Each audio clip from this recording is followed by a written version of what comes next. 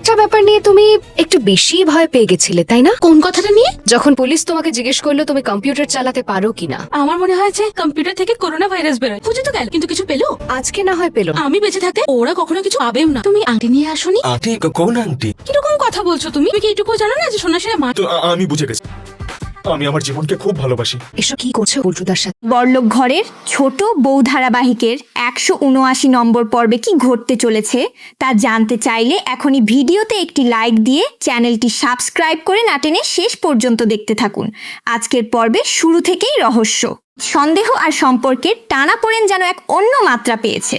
বাড়ির সবাই যেখানে নতুন বউ পূজারিনীকে নিয়ে কৌতূহলী, সেখানে অহনার মনে তৈরি হয়েছে আরও গভীর প্রশ্ন। আর সেই প্রশ্নগুলোর উত্তর দিতে গিয়েও পূজারিনী যেন ইচ্ছা করেই অনেক কিছু আড়াল করে রাখছে। অহনা প্রথমে খুব সাধারণভাবেই পূজারিনীর সঙ্গে কথা বলতে শুরু করে। বিয়ের পর থেকে পূজারিনী আর পল্টুর মধ্যে যে প্রায়ই ঝগড়া হচ্ছে, সেই বিষয়টি নিয়েই আলোচনা শুরু হয়। অহনা জানতে চায় বিয়ের আগে কি পূজারিনী পল্টুকে ঠিকমতো চিনতে পারেনি, কিন্তু পূজারিনীর উত্তর শুনে বোঝা যায় পূজারিনীর মনে এখনো অনেক অজানা ক্ষোভ জমে আছে। পূজারিনী স্পষ্টভাবে জানিয়ে দেয় যে বিয়ের আগে কাউকে পুরোপুরি বোঝা সম্ভব নয়।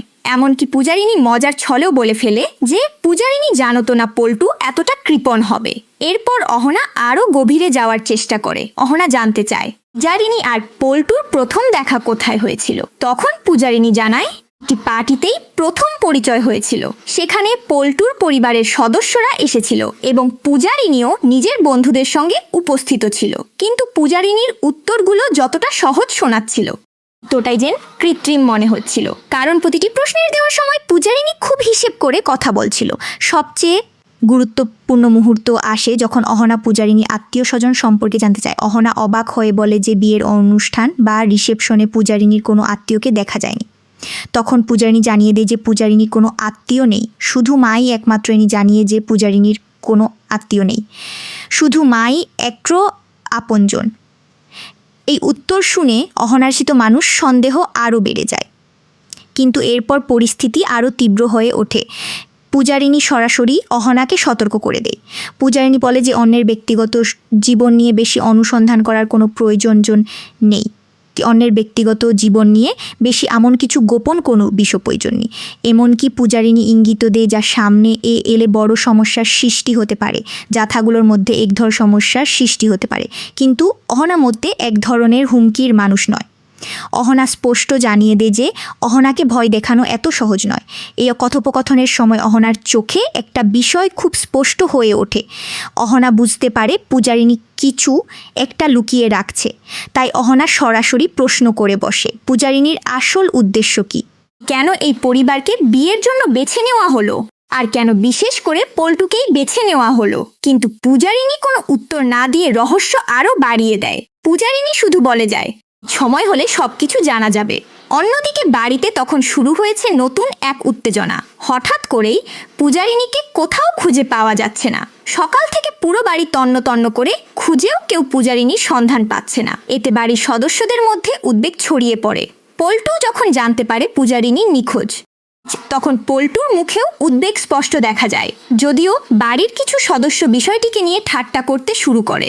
বড় বউ মজা করে বলে বসে যে বিয়ের পরের দিনই যদি নতুন বউ পালিয়ে যায় তাহলে পল্টুর খুশি হওয়ার কথা। কিন্তু পল্টুর প্রতিক্রিয়া দেখে বোঝা যায় বিষয়টি পল্টুর কাছে মোটেও হাসির নয়।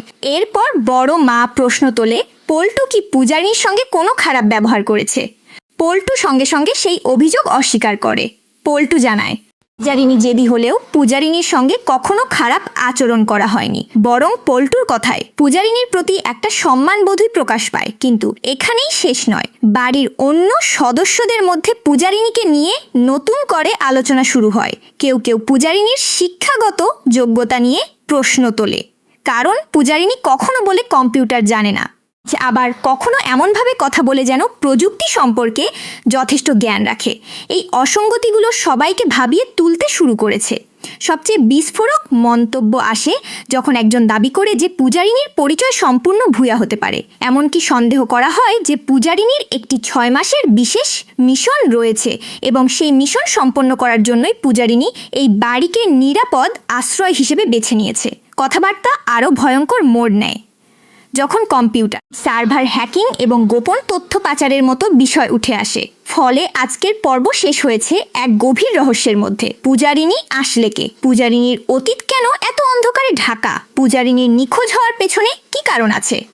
অহনার বাড়তে থাকা সন্দেহ কি সত্যি কোনো বড় সত্যের দিকে ইঙ্গিত করছে? এই প্রশ্নগুলোর উত্তর এখন দর্শকদের অপেক্ষায় রেখে গেল আজকের পর্ব। আপনাদের মতামত অবশ্যই কমেন্ট করে জানান। ভিডিওটি ভালো লাগলে লাইক করুন, চ্যানেলটি সাবস্ক্রাইব করুন এবং আগামী পর্বের আরও নতুন আপডেট সবার আগে পেতে পাশে থাকুন। ধন্যবাদ।